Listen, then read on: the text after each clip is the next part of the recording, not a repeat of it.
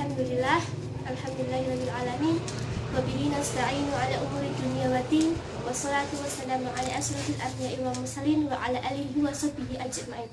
Amma ba'du. Pertama-tama, marilah kita panjatkan puja dan puji syukur kehadirat Allah Subhanahu wa taala yang telah melimpahkan rahmat serta hidayahnya sehingga saya bisa menyelesaikan video kali ini. Tak lupa sholawat serta salam kita curahkan kepada junjungan kita yang besar Nabi Agung Nabi Muhammad SAW yang kita tunggu-tunggu syafaatnya di yaumil qiyamah nanti.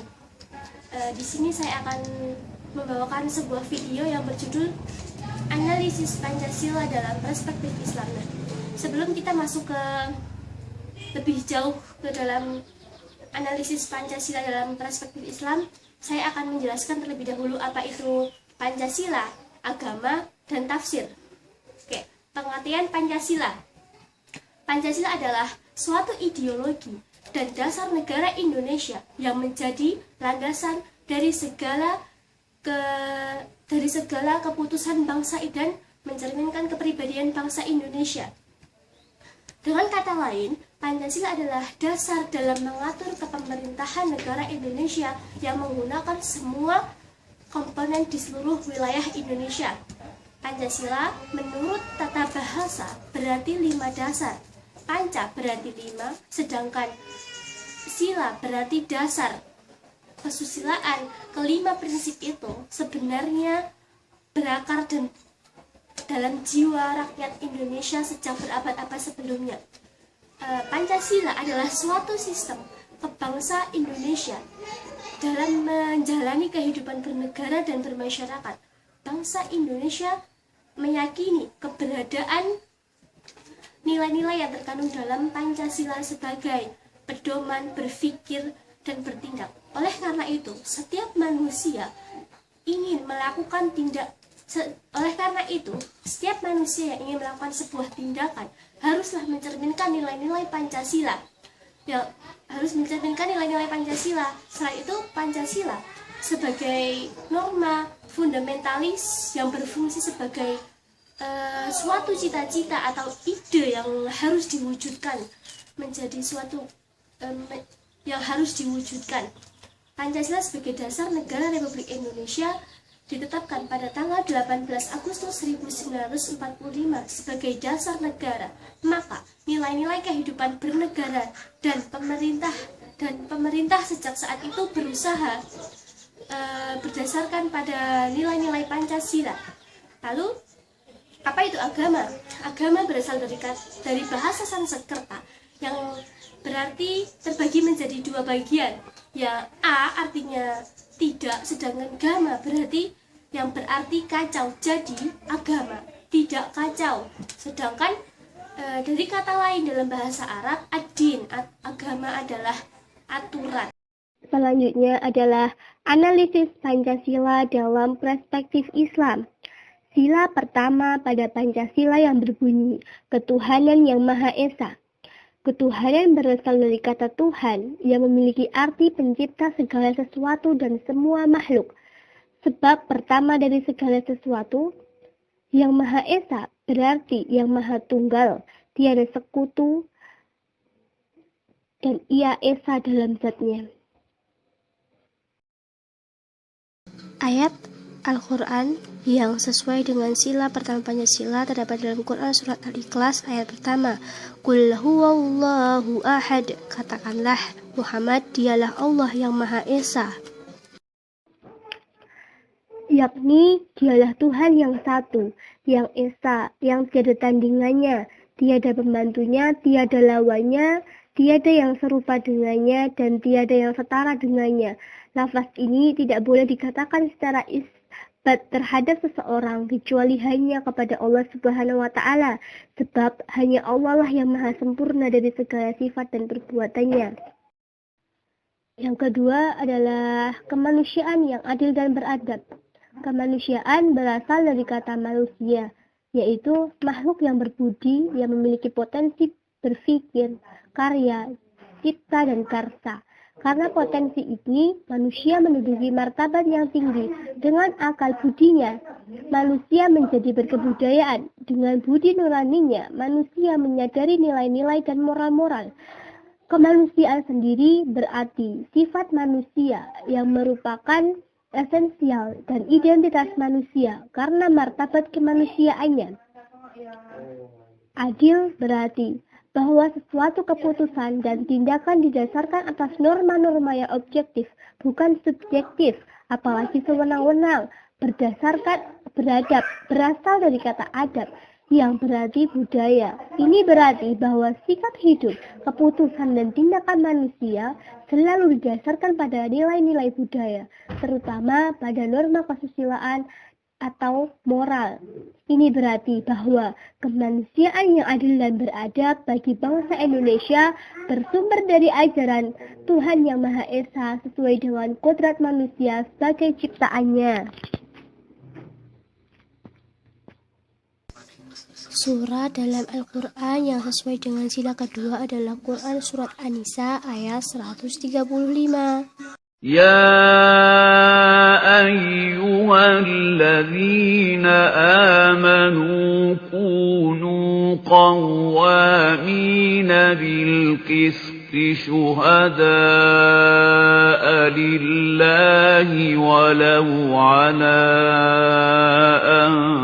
أنفسكم أو الوالدين والأقربين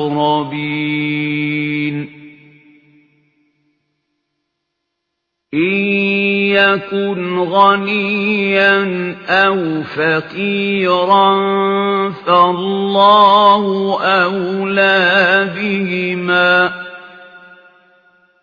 فلا تتبعوا الهوى أن تعدلوا وإن تلووا أو تعرضوا فإن الله كان بما تعملون خبيرا. Allah Subhanahu wa Ta'ala memerintahkan kepada hambanya yang beriman dan agar menegakkan keadilan, dan janganlah kita bergeming dari keadilan itu sedikit pun. Jangan pula kita mundur dari menegakkan kebenaran dan keadilan hanya karena celaan orang-orang yang mencela kita. Jangan pula kita dipengaruhi oleh sesuatu yang membuat kita berpaling dari keadilan dan kebenaran. Hendaklah kita harus saling membantu, bergotong royong, saling mendukung dan tolong-menolong demi keadilan. Jangan sekali-sekali hawa nafsu dan fanatisme serta resiko dibenci orang lain membuat kita meninggalkan keadilan dan dalam semua perkara kehidupan kita. Hendaklah kita tetap berpegang teguh pada kebenaran dan keadilan tersebut. Yang selanjutnya, sila ketiga, Persatuan Indonesia. Persatuan berasal dari kata satu, yang berarti utuh, tidak terpecah belah. Persatuan mengandung pengertian bersatu, bermacam-macam corak yang beraneka ragam menjadi satu kebulatan. Persatuan Indonesia merupakan perwujudan dari paham kebangsaan Indonesia yang dijiwai oleh ketuhanan yang Maha Esa serta kemanusiaan yang adil dan beradab. Surat Al-Quran yang sesuai dengan sila ketiga adalah Quran Surat Al-Hujurat ayat 13. يا أيها الناس إنا خلقناكم من ذكر وأنثى وجعلناكم شعوبا وقبائل لتعارفوا إن أكرمكم عند الله أتقاكم إن الله عليم خبير. Sesungguhnya perbedaan keutamaan di antara mereka karena perkara agama, yaitu ketaatannya kepada Allah dan Rasul-Nya. Karena itulah Islam melarang perbuatan menggunjing dan menghina orang lain. Sila yang keempat adalah kerakyatan yang dipimpin oleh hikmat kebijaksanaan dalam permusyawaratan perwakilan. Kerakyatan berasal dari kata rakyat yang berarti sekelompok manusia yang berdiam dalam suatu wilayah tertentu.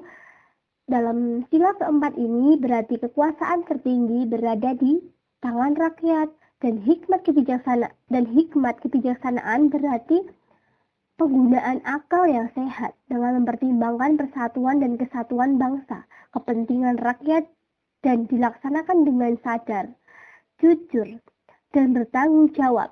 Sedangkan permusyawaratan adalah sebuah cara yang khas kepribadian bangsa Indonesia untuk memutuskan atau merumuskan suatu hal berdasar pada kehendak rakyat sehingga tercapainya keputusan yang berdasarkan musyawarah perwakilan. Sedangkan perwakilan adalah sistem atau suatu cara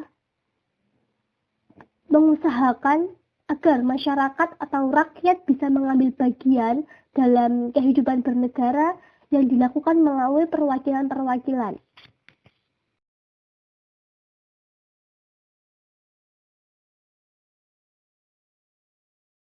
وَالَّذِينَ اسْتَجَابُوا لِرَبِّهِمْ وَأَقَامُوا الصَّلَاةَ وَأَمْرُهُمْ شُورَى بَيْنَهُمْ وَمِمَّا رَزَقْنَاهُمْ يُنْفِقُونَ. Karena itulah Rasulullah selalu bermusyawarah kepada para sahabat saat menghadapi peperangan dan urusan penting lainnya, sehingga dengan demikian kita bisa mengambil pelajaran dari yang sudah Rasulullah contohkan, yaitu selalu mengadakan musyawarah untuk menyelesaikan sebuah masalah-masalah yang tidak bisa diselesaikan. Yang terakhir, sila kelima, keadilan sosial bagi seluruh rakyat Indonesia. Jadi, keadilan sosial bagi seluruh rakyat Indonesia itu adalah kehidupan manusia yang meliputi kehidupan jasmani dan kehidupan rohani. Sila kelima ini merupakan tujuan bangsa Indonesia dalam bernegara, yang perwujudannya ialah tatanan masyarakat yang adil, makmur, berdasarkan Pancasila. Surat Al-Quran yang sesuai dengan sila kelima adalah Quran Surat An-Nahl ayat 90. Inna Allah ya'muru bil adli wal ihsani wa ita'i dhil qurba wa yanha 'anil fahsya'i wal munkari wal baghi ya'idhukum la'allakum tadhakkarun. Allah Subhanahu wa Ta'ala menyebutkan bahwa Dia memerintahkan kepada hamba-hambanya agar berlaku adil, yakni pertengahan dan seimbang, dan Allah memerintahkan kita untuk berbuat kebaikan seperti yang sudah disebutkan dalam surat tersebut.